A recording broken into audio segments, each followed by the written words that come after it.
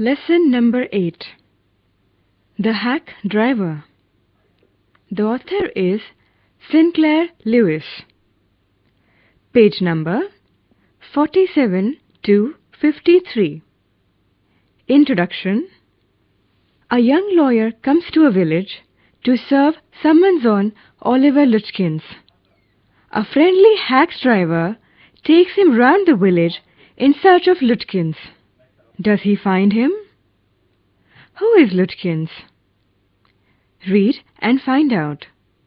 1.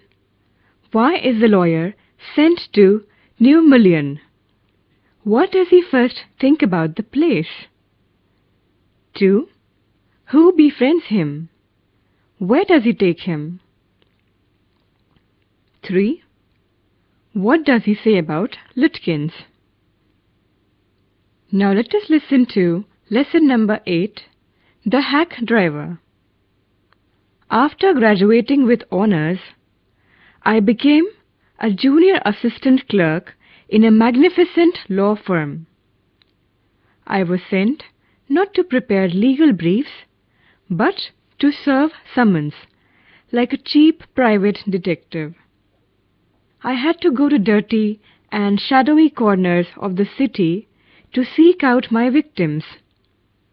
Some of the larger and more self-confident ones even beat me up. I hated this unpleasant work, and the side of city life it revealed to me.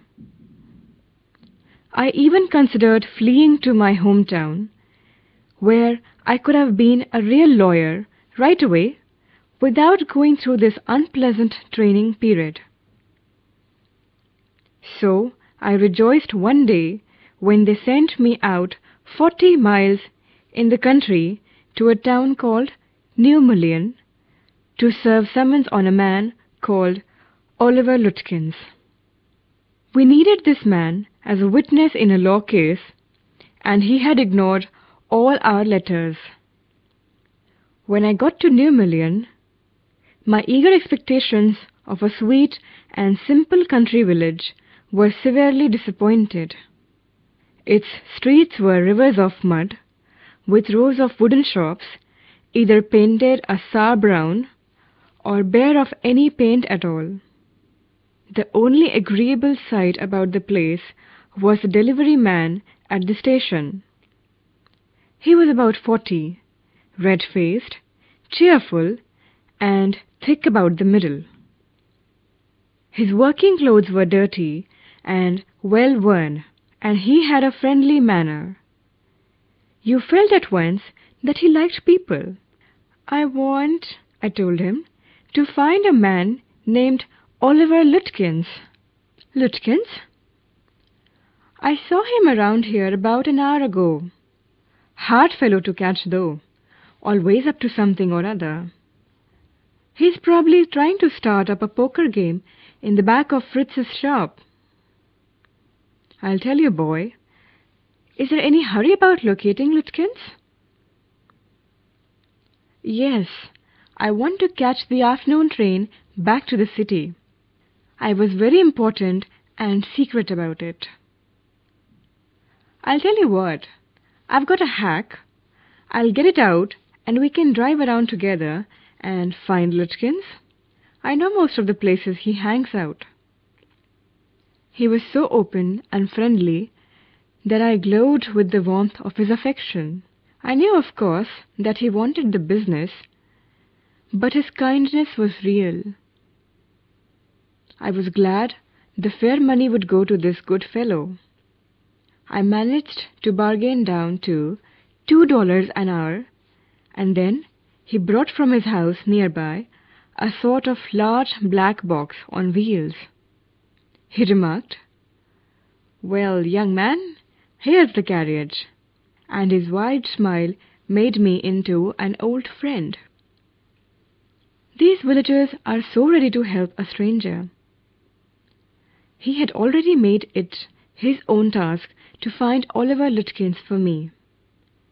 He said, "I don't want to interfere, young fellow, but my guess is that you want to collect some money from Lutkins. He never pays anybody a cent. He still owes me 50 cents on a poker game I was fool enough to play with him. He's not really bad, but it's hard to make him part with his money. If you try to collect from him, in those fancy clothes, he'll be suspicious and get away from you. If you want, I'll go into Fritz's and ask for him, and you can keep out of sight behind me. I loved him for this. By myself, I might never have found Lutkins. With the hack driver's knowing help, I was sure of getting my man. I took him into my confidence and told him that I wanted to serve the summons on Lutkins, that the man had refused to be a witness when his information would have quickly settled our case. The driver listened earnestly. At the end, he hit me on the shoulder and laughed. Well, we'll give Brother Lutkins a little surprise. Let's start, driver. Most folks around here call me Bill or Magnuson. My business is called William Magnuson Fancy Carting and Hacking. All right, Bill. Shall we proceed to Fritz's? Yes. Lutkins is just as likely to be there as anywhere. Plays a lot of poker. He's good at deceiving people. Bill seemed to admire Lutkins' talent for dishonesty. I felt that if he had been a policeman, he would have caught Lutkins respectfully and jailed him with regret. Bill led me into Fritz's. Have you seen Oliver Lutkins around today? Friend of his looking for him, said Bill cheerily. Fritz looked at me, hiding behind Bill. He hesitated and then admitted. Yes, he wasn't here a little while ago. Guess he's gone over to Gustav's to get a shave. Well, if he comes in, tell him I'm looking for him.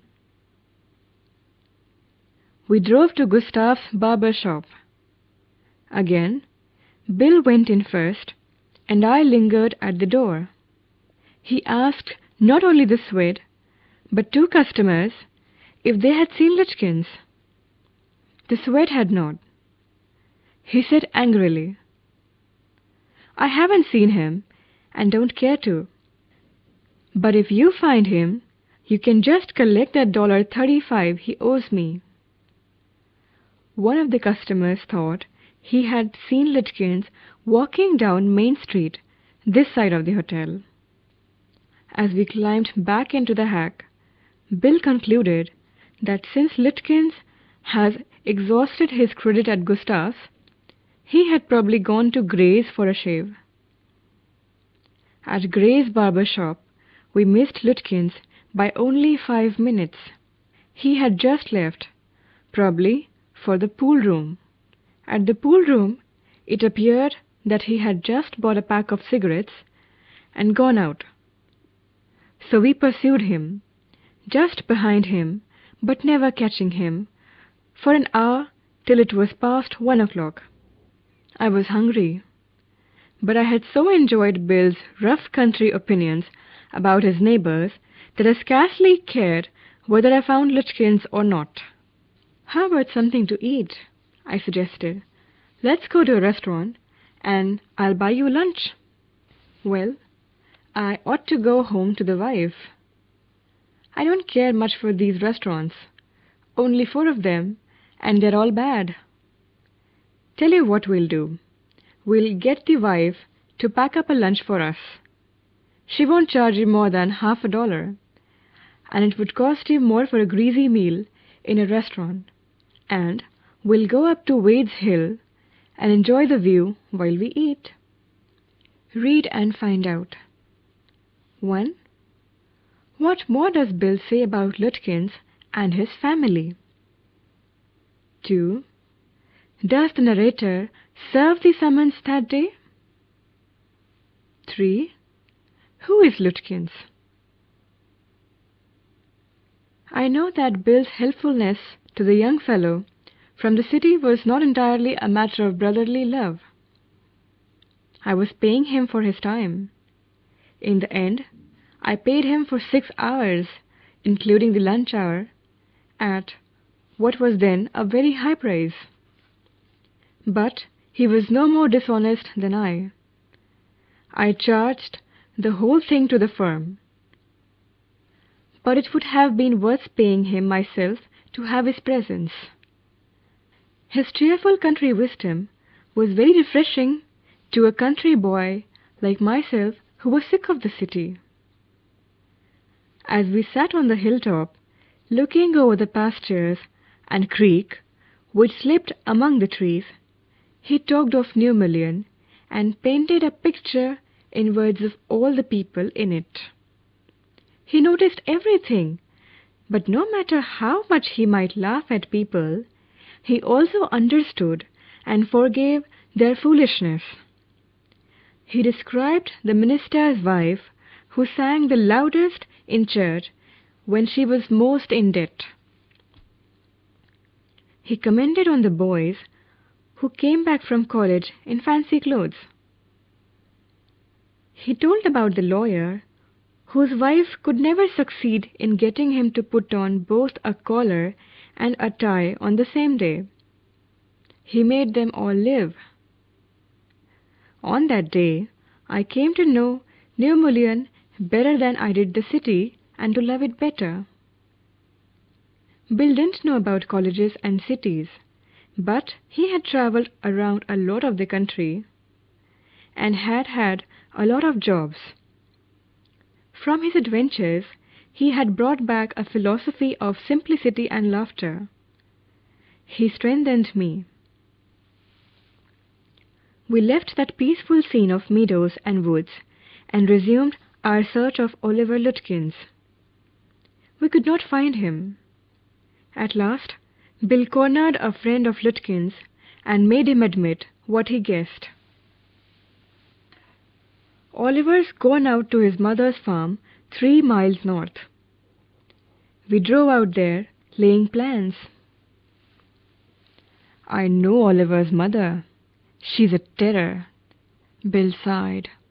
I took a trunk out there for her once, and she almost took my skin off because I didn't treat it like a box of eggs. She's about 9 feet tall and 4 feet thick and quick as a cat, and she sure can talk. I'll bet Oliver heard that somebody's chasing him, and he's gone on there to hide behind his mother's skirts. Well, we'll try her. But you'd better let me do it, boy. You may be great at literature and law, but you haven't had real training in swearing. We drove into a poor farmyard. We were faced by an enormous and cheerful old woman. My guide bravely went up to her and said, "Remember me? I'm Bill Magnuson, the carter and hackman. I want to find your son, Oliver." "I don't know anything about Oliver, and I don't want to," she shouted. "Now look here, we have just had about enough nonsense. This young man represents the court in the city, and we have a legal right to search all properties for this Oliver Lutkins." Bill made me sound very important, and the woman was impressed. She retired into the kitchen, and we followed. She seized an iron from the old-fashioned stove and marched on us shouting, "You search all you want to, if you don't mind getting burnt first." She shouted and laughed at our frightened retreat. "Let's get out of here." "She'll murder us," Bill whispered. Outside he said, "Did you see her smile? She was laughing at us." I agreed that it was pretty disrespectful treatment. We did, however, search the house. Since it was only 1 story high, Bill went round it, peering in at all the windows. We examined the barn and stable. We were reasonably certain that Lutkins was not there. It was nearly time for me to catch the afternoon train, and Bill drove me to the station. On the way to the city, I worried very little over my failure to find Lutkins. I was too busy thinking about Bill Magnuson. Really, I considered returning to New Million to practice law. If I had found Bill so deep and richly human, might I not grow to love Fritz and Gustav and 100 other slow-spoken, simple-wise neighbors? I pictured an honest and happy life beyond the strict limits of universities and law firms. I was excited. I had found a treasure. I had discovered a new way of life. But if I did not think much about Lutkins, the office did. I found them all upset. Next morning, the case was coming up in the court, and they had to have Lutkins. I was a shameful, useless fool. That morning, my promising legal career almost came to an end before it had begun. The chief almost murdered me. He hinted that I might do well at digging ditches. I was ordered back to New Million, and with me went a man who had worked with Lutkins. I was rather sorry, because it would prevent my loafing all over again with Bill. When the train arrived at New Million, Bill was on the station platform near his cart. Strangely enough, that old tigress, Lutkins' mother, was there talking and laughing with Bill, not quarrelling at all. From the train steps, I pointed Bill out to my companion and said, "There's a fine fellow, a real man. I spent the day with him." "He helped you hunt for Oliver Lutkins?" "Yes, he helped me a lot." "He must have. He's Lutkins himself." What really hurt me was that, when I served the summons, Lutkins and his mother laughed at me as though I were a bright boy of 7. With loving kindness, they begged me to go with them to a neighbor's house for a cup of coffee. "I told them about you, and they're anxious to look at you," said Lutkins joyfully. "They're about the only folks in the town that missed seeing you yesterday." Glossary: Hack, a horse-drawn vehicle. Agreeable sight, pleasant sight. Poker, a card game in which bluff is used as players bet on the value of their cards. Earnestly, very seriously. Creek, short arm of river, inlet on sea coast. Think about it. 1. When the lawyer reached New Million, did Bill know that he was looking for Lutkins? When do you think Bill came up with his plan for fooling the lawyer? 2. Lutkins openly takes the lawyer all over the village. How is it that no one lets out the secret? Hint: notice that the hack driver asks the lawyer to keep out of sight behind him when they go into Fritz's. Can you find other such subtle ways in which Lutkins manipulates the tour? 3. Why do you think Lutkins' neighbors were anxious to meet the lawyer? 4. After his first day's experience with the hack driver, the lawyer thinks of returning to New Million to practice law. Do you think he would have recognized this idea after his second visit? 5. Do you think the lawyer was gullible? How could he have avoided being taken for a ride? Talk about it. 1. Do we come across persons like Lutyens only in fiction, or do we encounter them in real life as well? You can give examples from fiction or narrate an incident that you have read in the newspaper or an incident from real life. 2. Who is a con man or a confidence trickster? Suggested reading: The Questionable Cargo by Captain W. E. Jones. My Last Dollar by Stephen Leacock. Baron Bhowmick's Ailment by Satyajit Ray.